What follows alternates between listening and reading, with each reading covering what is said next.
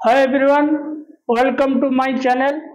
आज हम एक इम्पोर्टेंट वीडियो के बारे में बताने जा रहे हैं। ये जो प्रॉब्लम है ये हर मिल में होता है, लेकिन इसको अगर ध्यान नहीं रखोगे और क्वालिटी का मामले में, वर्किंग का मामले में बड़ा खराब इफेक्ट पड़ता है। और इसमें हर आदमी टेंशन में रहता है, सुपरवाइजर, जाबर, मैनेजर सब टेंशन में रहते हैं। तो इसको अगर कंट्रोल नहीं करोगे तो डिपार्टमेंट की जहर की तरह फैल जाता है और फिर आपका डिपार्टमेंट डिस्टर्ब हो जाता है, अननेसेसरी मैसेज भी बंद रहता है। और ये क्या कारण देखो, हैवी रैपिंग इन सिंप्लेक्स। सिंप्लेक्स का जो रैपिंग होता है, समझ लो आपने वन हैंग का रखा, एग्जाम्पल बोल लो, वन हैंग रखा तो अचानक आपके 0.8788 ऐसे आएगा, कुछ बबिन ये आएगा, तो ये आएगा तो ये एक्सेप्टेबल नहीं है।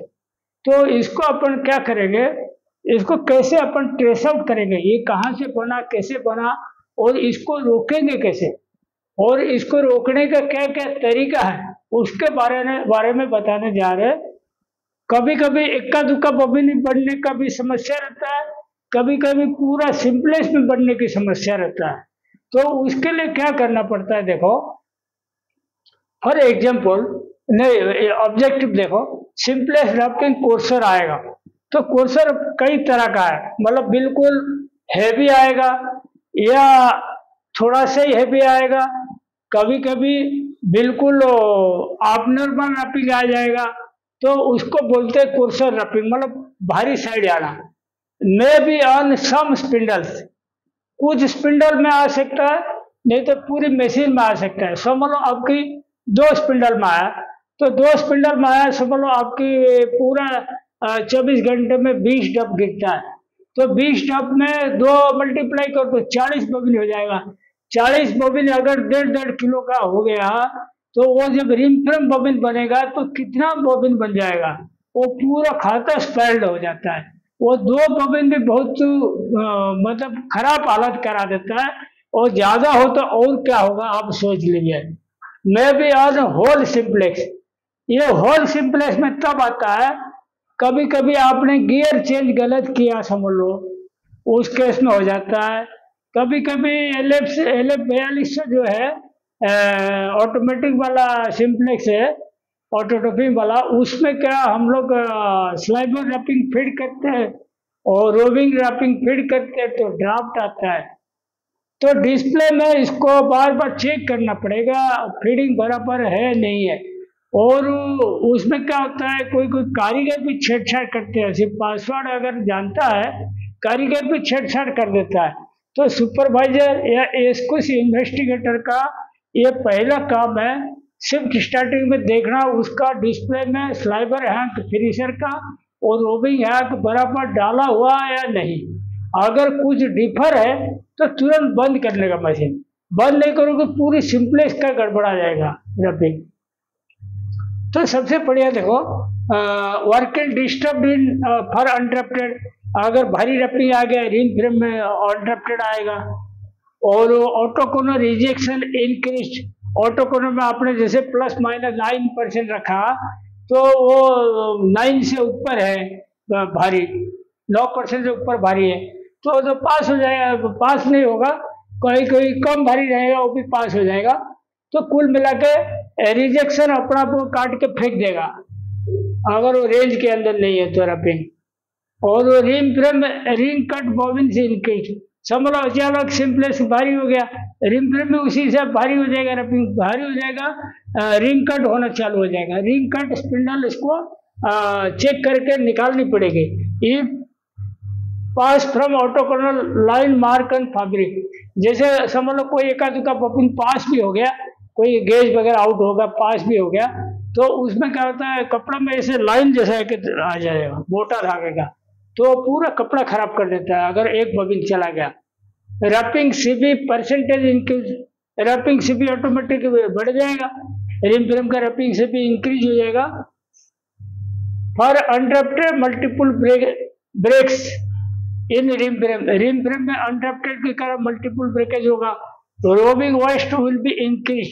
समझ लो आपने मतलब रैपिंग भारी हो गया, लेकिन टिप्पे तो उतना ही है ना, तो उसमें क्या होता है, वो मटेरियल कोई काम का नहीं है, इसको पूरा काटना पड़ेगा बैठ के, जितना बॉबिन निकलेगा इसको काट के रोलिंग वस्ट बनानी पड़ेगी। प्रोडक्शन लॉसेस इंक्रीज, और जब आप इसे फॉल्ट का पकड़ में आया तो सिंपलेस बंद करना पड़ेगा, चेक करना पड़ेगा, रिंग फ्रेम बंद करना पड़ेगा, चेक करना पड़ेगा। कुल मिलाकर प्रोडक्शन लॉस तो रहेगा ही। और अनवांटेड स्टॉपेजेस इन सिंपलेस है, रिंग फ्रेम सिंपलेस बंद करके चेक करोगे, अनवांटेड स्टॉपेज रहेगा, बंद रहेगा। We have to engage more manpower to set out. ये अगर फॉल्ट आ गया मिल में, मतलब मशीन में है, तो आपको पूरा मशीन बंद करके चेक करना पड़ेगा। उसके लिए सुपरवाइजर, मैनेजर, एसक्यूजी इन्वेस्टिगेटर, एसक्यूजी मैनेजर सब लगे रहेंगे, भिड़े रहेंगे, इसको कैसे कैसे सॉर्ट आउट करेंगे। मार्केट कंप्लेंट्स में कम, अगर पास हो गया तो मार्केट कंप्लेंट आने का मतलब कमल चीज है। सेकंड क्वालिटी इंक्रीज, अगर ये रिम में बॉबिन बन गया, इसको ऑटो कन्वर में चलाना नहीं है, इसको बॉबिन अलग से और पूरा अलग से एनसीपी एरिया में रखो या ऑफिस में रखो, रख के जैसे ही पूरा फाइनल हो जाएगा, आपकी प्रॉब्लम सॉर्ट आउट होकर सॉल्व हो जाएगा, इसको 20 किलो बने, 50 किलो बने, 100 किलो बने, इसको अलग से चला के सेकेंड क्वालिटी का नाम पे बेचिए। सेकेंड क्वालिटी में देखो, जैसे आपकी फास्ट ग्रेड 250-300 रहता है, सेकेंड क्वालिटी 100 रुपया, 120 रुपये ऐसे ही जाएगा। लेकिन हार्ड रोस्ट नहीं बनाना, हार्ड रोस्ट बनाने से उसे भी कम पैसा मिलेगा। और overall financial loss to company, company को ओवरऑल फाइनेंशियल लॉस होगा। ठीक है। अच्छा देखो, एक्शन प्लान क्या है?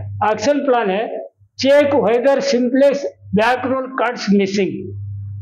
ये प्रॉब्लम क्यों आता है? कभी कभी सिंपलेस का जो बैक कार्ड्स होता है ना, कभी कभी मिसिंग हो जाता है, मतलब गुम हो जाता है, चलते चलते गिर गया, या मेंटेनेंस में मशीन था, सफाई के बाद लड़का भूल गया लगाने, हाँ, या किसी भी का, या कभी कारीगर टॉप आर्म उठा के सही कर रहा था, स्लाइबर खींच रहा था, उस टाइम गिर गया, उसने उठाया नहीं।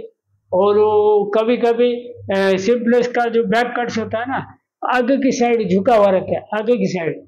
इसीलिए हम लोग जब मिल में काम करते हैं ना, एक बार वो पॉजिटिव क्लियर उठा उठा कर पूरा स्पिंडल का चेक करते हैं। बैक कट अगर थोड़ा सा आगे जाएगा ना, तो वो ब्रेक ड्राफ्ट काम नहीं करेगा, आगे थोड़ा जाएगा, तो पूरा लाइन से रहना चाहिए। बैक कट मतलब पूरा एक लाइन से पूरा स्पिंडल का दिखना चाहिए। और कोई आगे चला जाता है तो दिक्कत होता है, तो वो भी चेक करो। और check back roll sliver condenser missing.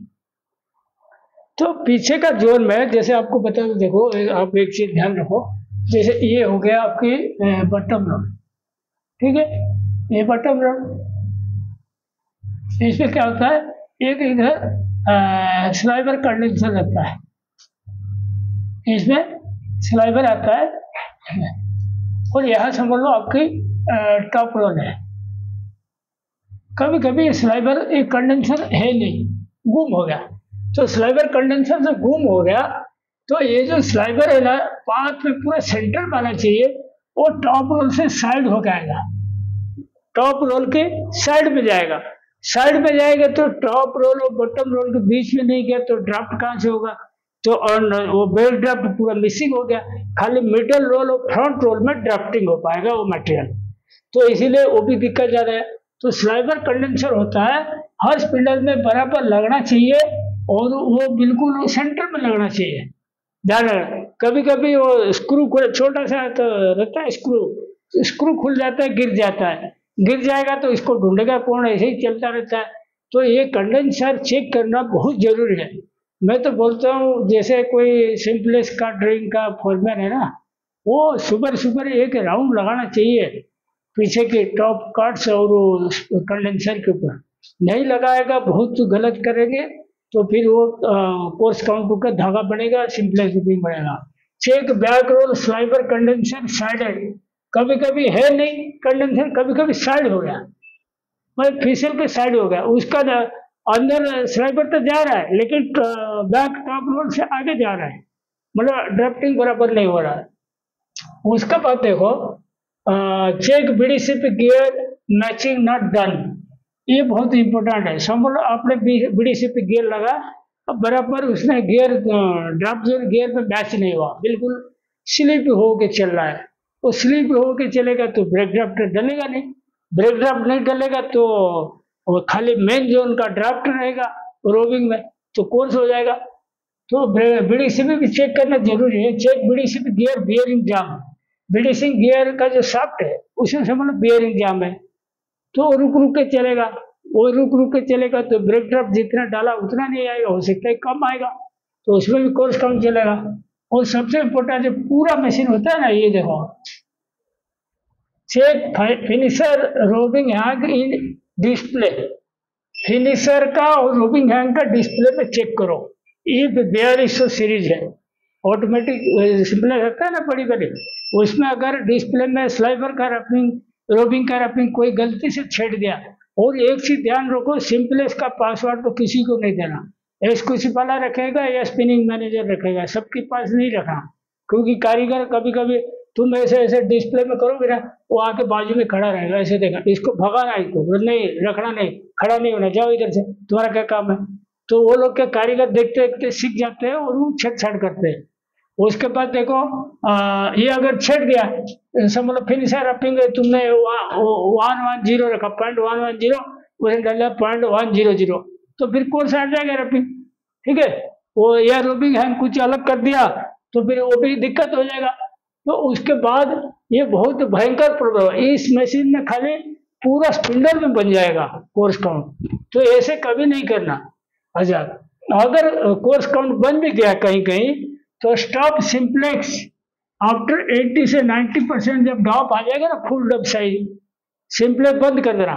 ये बंद करके ऐसे हाथ में दोनों साइड से दबा दबा कर देखना, कड़क आएगा, पत्थर जैसा वजन आएगा, पत्थर जैसा आएगा तो इसको निकाल देना। पत्थर जैसा मतलब भारी भारी माल होगा तो पत्थर जैसा आएगा, क्योंकि रैपिंग कोर्स हो गया और टिपिया उतना ही है, तो पूरा पत्थर जैसा बनेगा। Mark spindle number in simplex ओए बॉबिन इंडिविजुअल, ये भी एक तरीका है। जैसे फुल डब आ गया, सिंप्लेक्स बंद कर दो, हर स्पिंडल का नीचे बॉबिन, जो स्पिंडल बॉबिन का ऊपर नंबर डाल दो, मार्कर पेन ले गए, और इंडिविजुअल बॉबिन को सब लेके वजन करो कांटे में। समझ लो आपकी लेंथ और रैपिंग के हिसाब से मैं बोल रहा हूँ, समझ लो 1 किलो 600 ग्राम होनी चाहिए एक बॉबिन का, एग्जाम्पल बोल रहा हूँ। तो ये अगर गड़बड़ है किसी स्पिंडल में, वो 1 किलो 600 की जगह 1 किलो 800 आएगा, पूरा पत्थर जैसा लगेगा। तो इसको वजन करोगे तो मालूम पड़ जाएगा। चेक रिंग कट बॉबिन शैल रिमूव क्लीन मटेरियल, और रिंग कट बॉबिन जैसे ये भारी मटेरियल जाएगा ना, रिम फ्रेम में रिंग कट हो जाएगा। समझ लो आपने 30 काउंट बना रहे हो, ये बिल्कुल 22 काउंट 23 काउंट हो जाए तो रिंग कट हो जाएगा। तो रिंग कट जो होगा उसका सीधा से कौन सा बॉबिन लगाओ, इसको निकालो, चेक कर लो, जरूर पत्थर वाला बॉबिन होगा, इसको निकाल के हटा दो। Reduce ratchet wheel in ring frame observe ring cut spindles. अच्छा, जैसे बोला था ना, जैसे समझ लो आपकी 30 काउंट चला रहा है, एग्जाम्पल आपके रैचेट व्हील आपकी है, समझ लो 18 टीथ, एग्जाम्पल बोलो 18 टीथ पर 2 पिन है, तो आप उस केस में क्या 18 की जगह इसको 16 कर देना या 15 कर देना, तो पूरा पूरा टाइट टाइट बॉबिन आएगा, भारी भारी बॉबिन। भारी भारी बॉबिन जब आएगा तो रिंग कट हो जाएगा, रिंग कट हो जाएगा तो ऊपर का बॉबिन निकाल देना, तो बिल्कुल थोड़ा टाइट में ले लेना, मतलब कप कंटेंट बढ़ा देना। In autoconer reduce dyer difference from 9% to 6%, 9% से 6% कर देना जब तक वो मटेरियल पास नहीं हुआ, क्योंकि 6% को तो और थोड़ा मतलब ज्यादा पोर्शन वाला माल और थोड़ा छट जाएगा, वो जाने नहीं देगा। और यूआईसी गेज तो जरूर चेक कर लेना, ये इम्पोर्टेंट है, यूआईसी गेज जरूर चेक करना सब स्पिंडल का, चेक करना इसको, हर स्पिंडल का चेक करना, नहीं तो कोई मशीन का यूआईसी गेज पूरा आउट होगा, वो सारी माल पास हो जाएगा उसमें। Rejection bobbin in autoconer check wrapping random, जैसे ट्रेन में रिजेक्शन आके गिर रहा है ना, जैसे ऑटो कॉर्नर लिया नहीं तो 8-10 बॉबिन लिया, उठा के रैपिंग कर लिया, उसमें देखना जो 30 काउंट का आपने रिम चला रखे हो वो 30 काउंट आ रहा है या 24 काउंट 23 काउंट आ रहा है, तो उसी हिसाब से आपको मालूम पड़ जाएगा। सिंपलेस्ट बॉबिन आज रैपिंग कोर्सर एंड टिपिएशन कट बॉबिन, सिंपलेस्ट बॉबिन कभी मतलब अलाउ नहीं करना, इसको पूरा चाकू मार के काट देना, बिल्कुल रखना ही नहीं सिंपलेस्ट बॉबिन। उसके बाद देखो rim frame bobbins make it second quality instead of hard waste. Rim frame का जितना बॉबिन है काउंट कोर्स रहेगा, टिपिंग फाइन काउंट के हिसाब से रहेगा, वो बेटर है। इसको हार्ड वेस्ट नहीं बनाना, सेकंड क्वालिटी बना देना। सेकंड क्वालिटी में 2 पैसा मिल जाएगा, हार्ड वेस्ट में मिलने वाला नहीं। उसके बाद देखो रैंडमली चेक कोन वेट बीच बीच में, जैसे अपने 1.89 का है तो 1.89 से भारी साइड आया तो इसका मतलब कोर्सर बॉबिन इसमें कुछ है, तो वो भी आपकी मालूम पड़ जाएगा।